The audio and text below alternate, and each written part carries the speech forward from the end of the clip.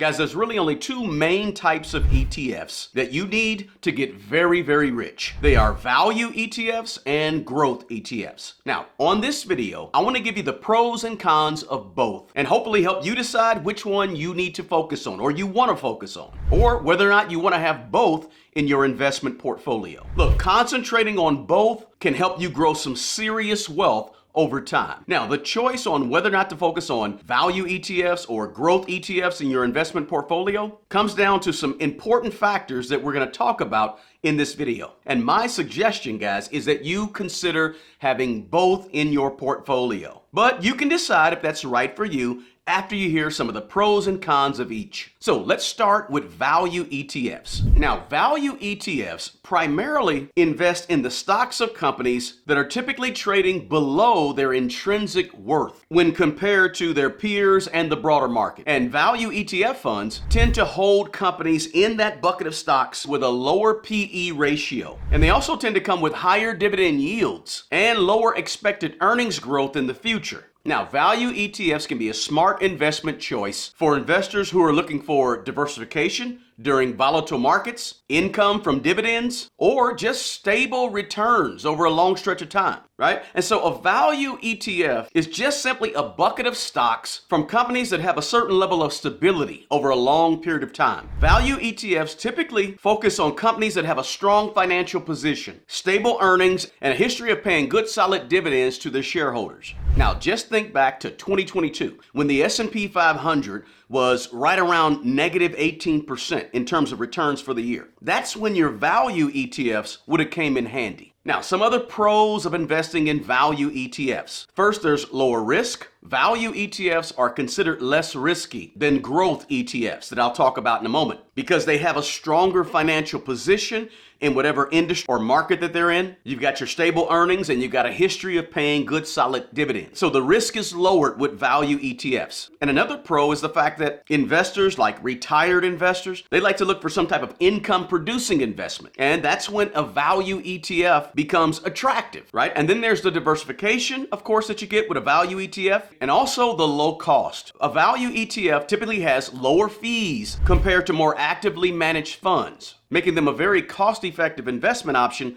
for some investors. Now, some of the cons with a value ETF, there's underperformance, right? Now, in times of strong economic growth, you may see value ETFs sort of underperform the market. And that's when the growth stocks that we'll talk about in a moment are really going to kick in and help you out. And also, another con to a value ETF is that certain sector-specific value ETFs tend to have a higher concentration of stocks in their bucket that are in specific sectors, which could actually result in a little bit of higher risk, a little bit more volatility. So you got to be careful about sector-specific value ETFs when you're actually looking at value ETFs to invest in. So look, value ETFs can be a great investment choice for investors who feel like they need income or for those that are attracted to some greater price stability as opposed to so much growth. So if you don't like a lot of risk, you'd be wise to have some value ETFs in your investment portfolio. Just a few examples of some value ETFs that are out there. There's VTV from Vanguard, as well as VBR, and then there's XLE and IWS. Guys, if you're getting anything out of this video, do me a favor and smash that like button below. Also, please share this video with your friends, your family, and your network of people. And if you're not a subscriber to this channel, please consider subscribing to my channel. Now, let's get back to the video. Now, let's talk about the other category of ETFs that can make you very rich.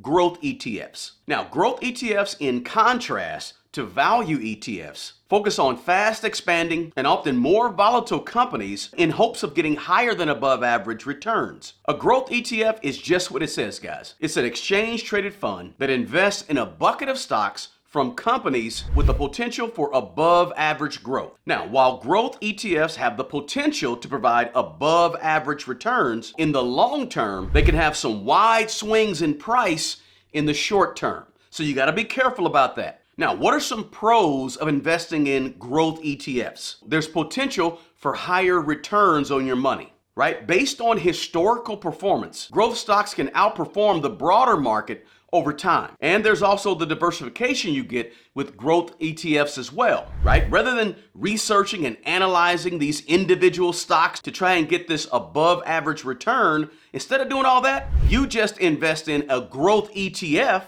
that has 100 or 200 of these individual stocks that are growth stocks that are in the bucket. And just by having one growth ETF, you get a chance to participate in the growth of all these growth stocks that are in the bucket, right? That diversification and that ease of investing is very important when you're talking about investing in growth ETFs. Now, what are some cons? One of the main cons is short-term volatility. The same nature that allows growth ETFs to get those higher than above average returns also increases the risk of short-term swings up and swings down of growth ETFs. So this makes growth ETFs a little less suitable for the investor that may have a low risk tolerance. Another con of growth ETFs is the lack of control, right? Like other ETFs, when you have a growth ETF, you're not able to choose what goes in the bucket, right? You can't choose what stocks are going to be held in the growth ETF, like you would be able to if you were investing in individual growth stocks. Now, some examples of good growth ETFs are VUG,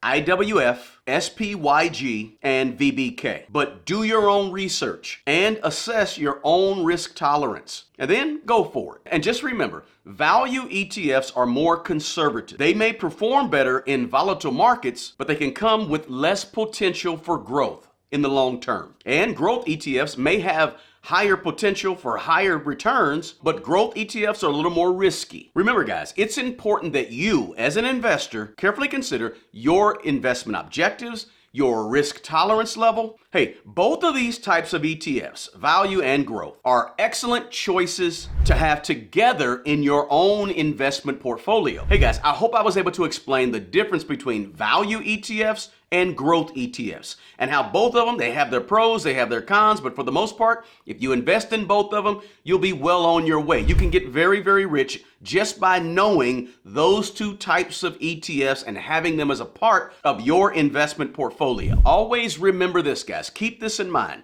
Your risk tolerance level, your investing goals, your age, and your current portfolio composition. What do you already have in your portfolio? Those are the important determining factors in whether or not to add growth or value ETFs to your investment portfolio, or to add both. Because again, generally speaking, guys, having both value and growth ETFs in your investment portfolio provides value to you. And there are really the only two types of ETFs that you need to know in order to get rich.